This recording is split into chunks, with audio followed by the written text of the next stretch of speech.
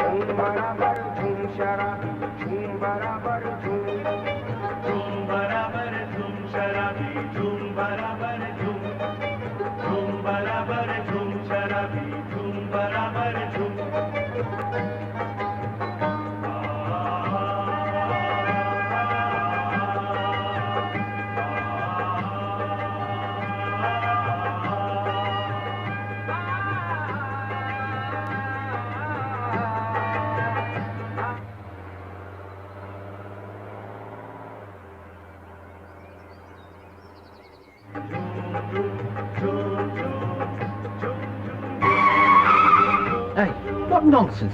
You little devil! Do you want to die? Thank God nothing happened on my way to a place where an accident happened many years ago.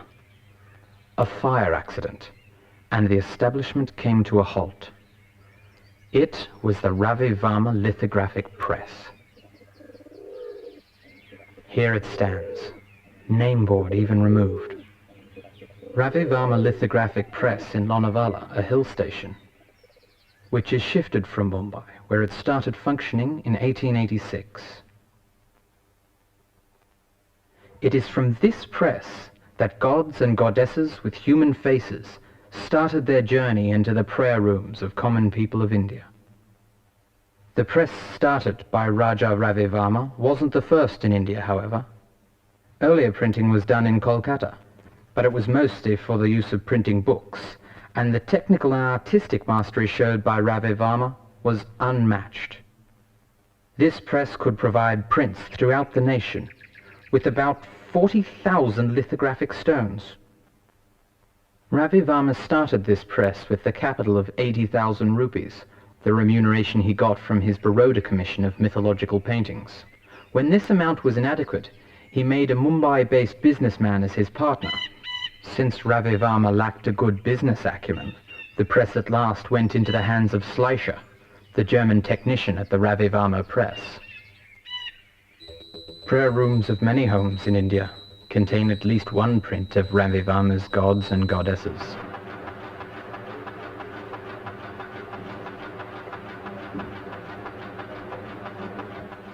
Namo Dugdo Dadijanma Bhute Namo Soma Mrita Sodaraye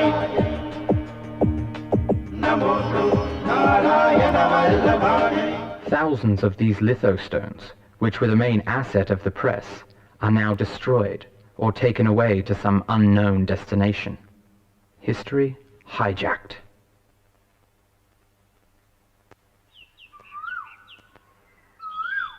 The vibrations of artistic heritage one feels when entering into the premises of Kilimanur Palace is amazing. Ravi Varma belonged to this palace of aristocratic Hindu Kshatriya family, an elite warrior class. But warfare and military prowess in his family had long been a thing of the past. Fine arts and music were the accomplishments that several members of his family sought after.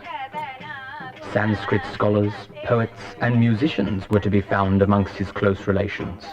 His mother, besides practicing Ayurvedic medicine, also composed music for the traditional Tulal opera performances, which were held in the dance halls of feudal courts. Parvati Swayamvaram is a poetic work meant for Tulal performance, which was written by Ravi Varma's mother, Uma Ambabai Tamburati, and published posthumously by Ravi Varma.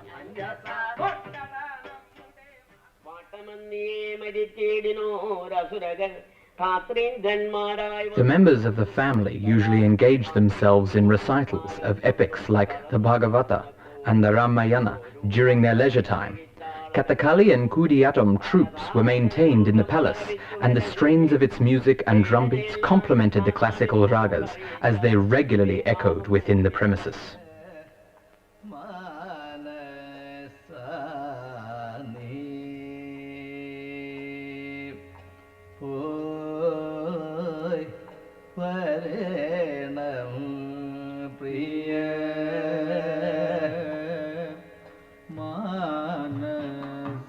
The impact of this cultural background is evident in his paintings like The Birth of Shakuntala and Krishna at Envoy. Rhetorical postures, the hyperbolic gestures, notably the enlarged pupils of the eyes, are none other than the mimics conventions of Kathakali, the dance drama of Kerala. Mumbai was almost a second home to Ravi Varma. During his sojourn in Mumbai, his interest in theatre and other performing arts like music and dance got wide exposure.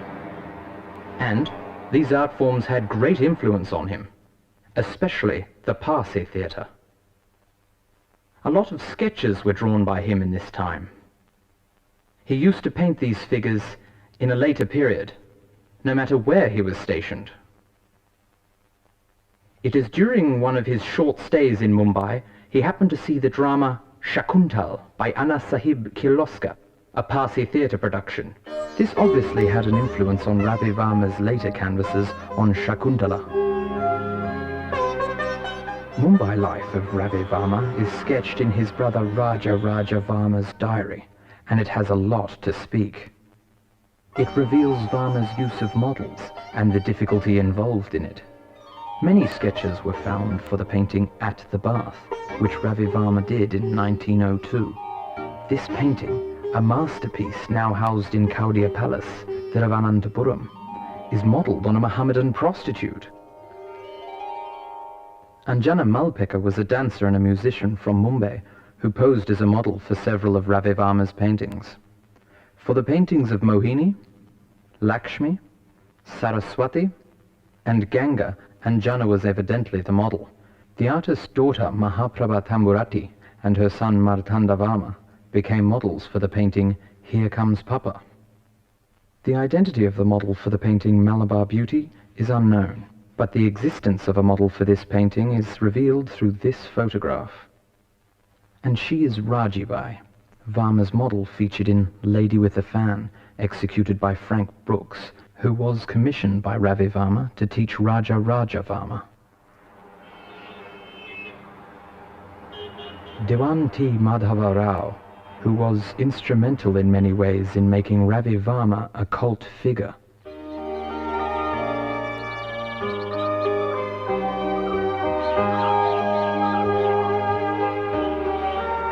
Baroda city.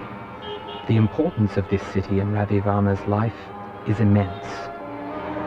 Through the efforts of Madhava Rao, then regent of Baroda, Ravi Varma's painting Sida Bhumi Pravesh finally reached the Baroda Palace. When it reached there, it created a sensation, due to the dual merit, the theme, and the exemplary execution of the work. Ravi Varma and Raja Varma were honoured guests during the investiture of His Highness Sayoji Rao of Baroda in 1881. During his subsequent stay in Baroda, he did many portraits, including the royal families. Along with these portraits, Ravi Varma did 4 religious paintings also, the Fantastic Four. 2 among these 4 portrayed paintings of goddesses Lakshmi and Saraswati got mass appeal. Later, oleographs of these paintings flooded India.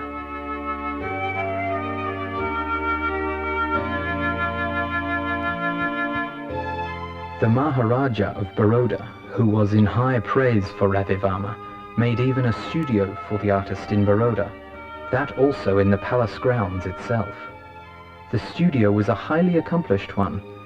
He made windows and doors so large and glass to get sunlight aplenty that the artist can work in any corner of the studio. Nowhere else did Ravi Varma get this much affection and regard. Some years later, the Maharaja, who was on a vacation in Uti, called for Ravi Varma again and commissioned him for 14 mythological paintings for the Lakshmi Vilas Palace, which was under construction. Prior to embarking on his commission, accompanied by Raja Varma, he travelled all over India in search of ancient culture and traditions of different regions of India. All these 14 paintings were structured from the word pictures of Valmiki, Vyasa and Kalidasa. ബറോഡയിലെ മഹാരാജാവായ സയാജിറാവുവിന്റെ നിർദ്ദേശപ്രകാരം പുരാണ ചിത്രങ്ങൾ വരയ്ക്കാൻ തുടങ്ങിയത് രവിവർമ്മയുടെ കലാജീവിതത്തിലെ ഒരു വഴിത്തിരിവായിരുന്നു. 14 ചിത്രങ്ങളാണല്ലോ രാജാ രവിവർമ്മ ബറോഡയിലെ മഹാരാജാവിന്റെ ആവശ്യപ്രകാരം അന്ന് വരച്ചത്. What M.G. Shashi Bhushan, historian and research scholar, says is that when orders for paintings poured in, he was not able to cope with the demands. It is this that compelled him to establish a lithographic press. The oleographs of gods came out from this press got mass appeal due to their realistic portrayal. Even though, before Ravi Varma also, paintings of gods and goddesses were there, they were all exaggerated or primitive in style. To overcome this only, Ravi Varma chose a realistic portrayal of the gods and goddesses, and he succeeded in his attempt. പക്ഷെ അദ്ദേഹത്തെ അതിന് പ്രേരിപ്പിച്ച ഘടകങ്ങൾ നമ്മൾ മറക്കരുത്. ഇന്ത്യയിലെ തഞ്ചാവൂർ ചിത്രങ്ങളിൽ, അതുപോലെ പൂനെയിലെ ചിത്രകാരന്മാർ, കൽക്കട്ടയിലെ ചിത്രകാരന്മാരൊക്കെ തന്നെ അവരുടേതായ തരത്തിൽ ദേവീദേവന്മാരെ മുമ്പ് വരച്ചിട്ടുണ്ട്. അവിടെയൊക്കെ ഒരുതരം അതിശയോക്തി കാണാൻ പറ്റും. ആ അതിശയോക്തിയോടൊപ്പം തന്നെ ഒരുതരം പ്രിമിറ്റീവ്നെസ്സും ഉണ്ട്. ആ പ്രിമിറ്റീവ്നെസ്സിനെയും അതിശയോക്തിയെയും മറികടക്കുവാനാണ് രാജാ രവിവർമ്മ തന്റെ ചിത്രങ്ങൾ കൂടി പ്രധാനമായി ശ്രദ്ധിച്ചത്. അക്കാര്യത്തിൽ അദ്ദേഹം വളരെ വേഗം വിജയിക്കുകയും മായാത്ത ഒരു വ്യക്തിമുദ്ര പതിപ്പിക്കുകയും ചെയ്തു. The first pictures to come out of the Ravi Varma press were the birth of Shakuntala, Saraswati and Lakshmi. Then came the variety of mythological characters and national figures. Thus he achieved national integration. A national integration through his artistic perspective. These are some of the oleographs from Kadkopa and Lonavala presses of Ravi Varma.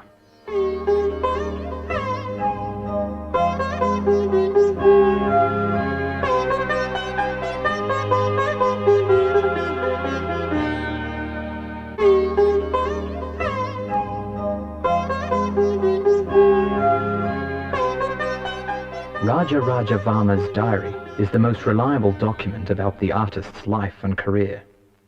A trained painter, Raja Varma's landscape paintings are superior to any other Indian artist's work in that genre. As R.P. Raja, research scholar, says, the fag-end of Raja Ravi Varma was very painful for him because his brother Raja Ravi Varma, who was a very close associate of him, both physically as well as emotionally and in his artistic work, passed away in 1904. More than that, it was added, another agony was added because earlier, a few months ago, his brother Gaudharma also died. So the demise of 2 brothers in very close time frame had put Raja Ravi Varma in a very great mental agony and emotional upset. Not only that, the demise of Raja Ravi Varma has affected his works also because he could not complete many of the orders which had been given to him. Now, added on to these demises was also the fact that the press which he was running went into a great loss, and that also caused a lot of trouble and agony for him. So one can say that he was also physically having a problem, a little bit of problem through his diabetes. So the fact of Raja Ravi Varma had been a little painful for him in many ways. For Jadayu Vadham also models exist. Varma did the sketches for this painting at the premises of Kilimanur Palace. He put a sword in the hands of a relative named Goda Varma and set him to hold a teenage niece of Ravi Varma, like in the posture seen in the painting.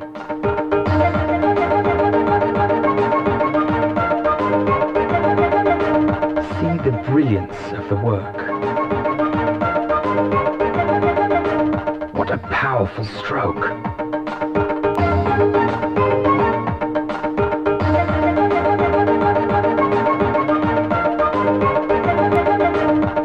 To the demand of the Maharaja of Mysore, Ravi Varma did Jadayu Vadham for a second time in 1906.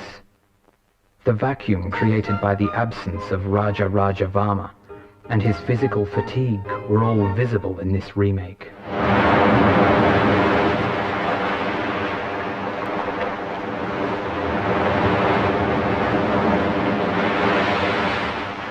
Shakuntala Looking Back and Lady in the Moonlight are good studies in Ravi Varma's command over lighting. In Shakuntala, the invisible source of light is the sun. The sun's position is suggested masterly through the shadows, and in the other, the canvas is totally moonlit. Likewise, he made the ornaments shine on his characters lifelike. The details are given us such a way as the beholder would like to have it in his hands and enjoy the beauty of it. Krishna and Yashoda, and Portrait of Maharani Lakshmibai, who is his sister-in-law, are fine examples. Maybe his Tanjore influence.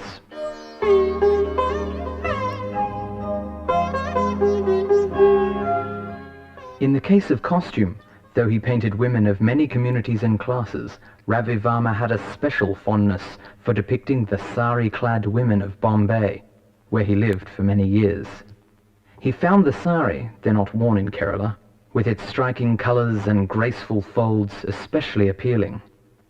His female figures in their traditional dresses are also featured with each and every minute detail of the fabric. Actually, he chose women as his main theme, for it is they who carry with them the country's traditions in costume and jewellery and convey the tenor of Indian life.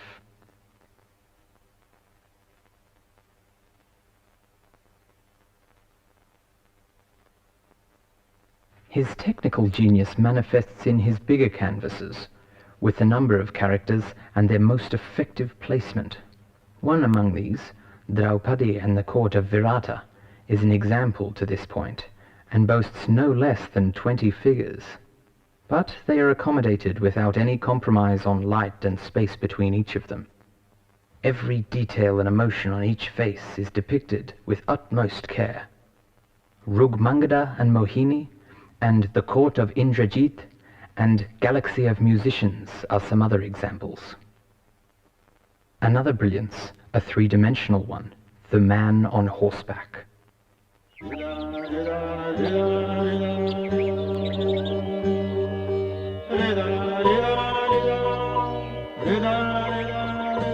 Murals had the speciality of using many layers of natural pigments to give a rich and brilliant look to the figure.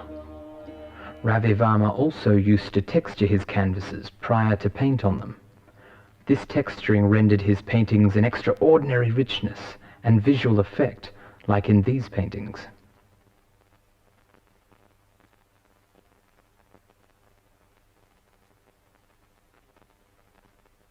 Rama Breaking the Bow and The Milkmaid are brilliant works in watercolor.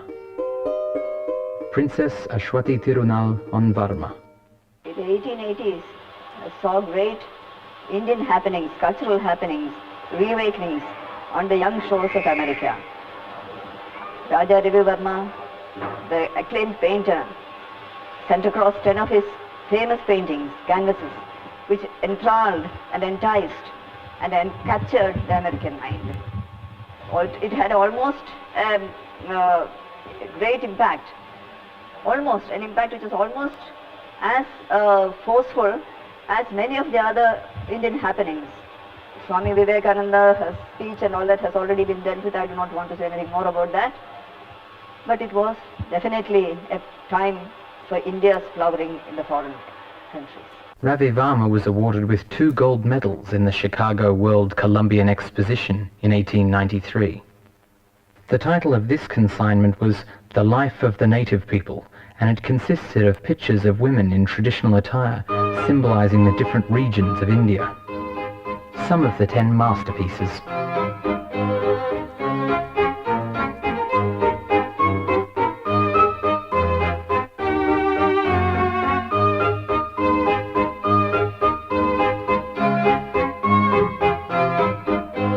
Swami Vivekananda, who at first praised Ravi Varma, later denounced him. We can refer this in Complete Works of Vivekananda. In early 1906, Ravi Varma was again invited by the Maharaja of Mysore to meet the visiting Prince of Wales. Even though his hands were no longer quite steady, abiding with the insistence of the Maharaja, he painted the Mysore Kedar series, a sketchy impressionistic account of trapping elephants. What made this transition? His pains?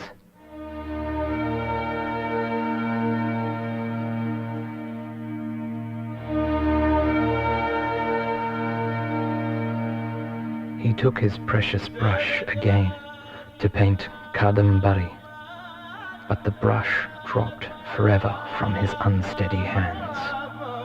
A moment of unfathomable grief. Mapping his career, which signifies modernity with the nationalist attitude, he marks the transition from the court-patronized artisan to a professional individual, but appropriating Western neoclassical academic realism with his mythical narration.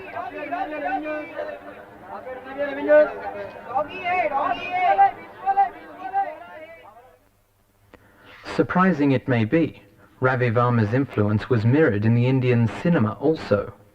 The opulent beauties of Indian cinema and calendars can lay a claim to their descent from Varma's heroines. His famed lithographic press attracted the attention of Dada Saheb Phalke, whose first assignment involving Ravi Varma was to execute photolitho transfer for the press.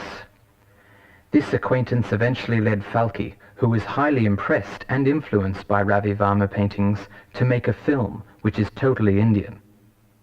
In this film, Raja Harishchandra, Phalke used costumes, ornaments, lighting, and even spacing of characters in accordance with the Ravi Varma painting of the same title. It was only a beginning of Ravi Varma's influence in various fields.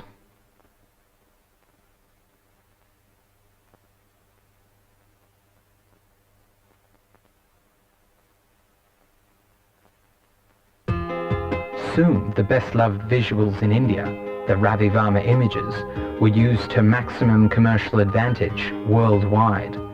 This included using the images in advertisements for merchandise ranging from infant food to tobacco.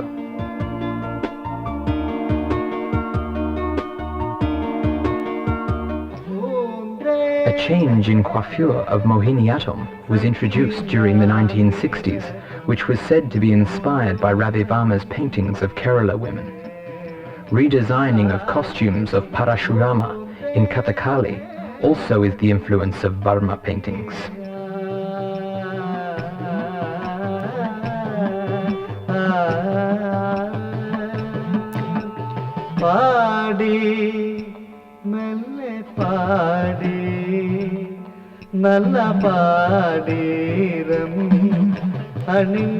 As a contrast, Ranjit Desai's Marathi novel, translated into many Indian languages, brought greatest defamation to Ravi Varma.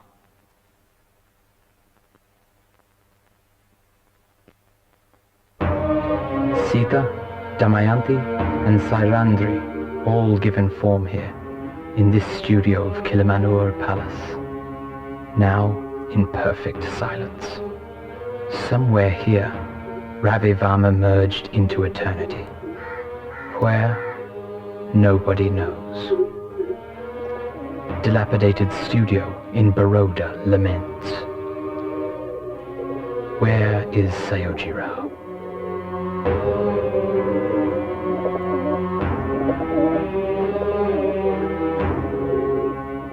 Ravi Varma Press, a national asset, ruined by some vested interest. All these memorials we keep for the age and Rembrandt?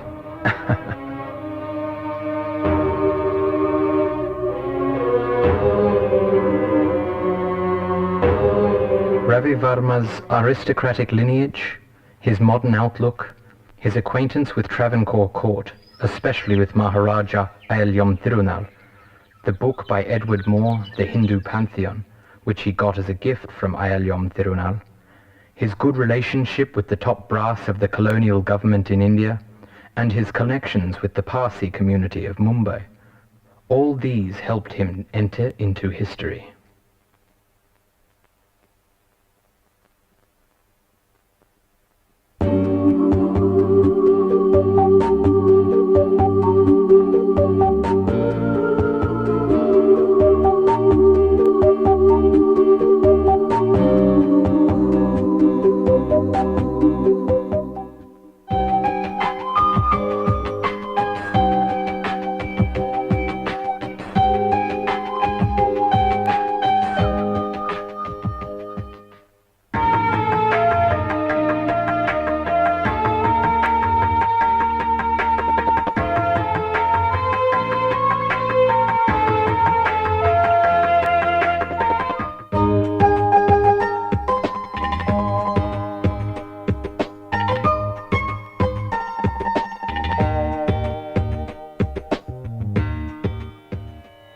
If not a painter, Ravi Varma would have been a master poet.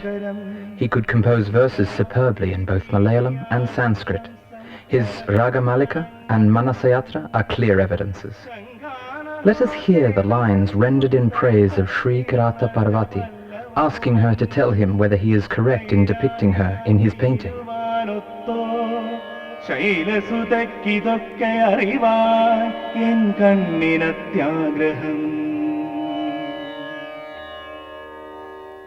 On the afternoon of 2nd October 1906, to the chant of Vedic incantations, lying on a sacred kusha grass mat, Ravi Varma passed away peacefully.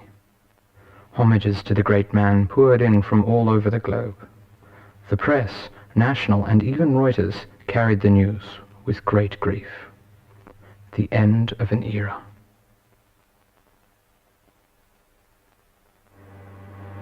Really?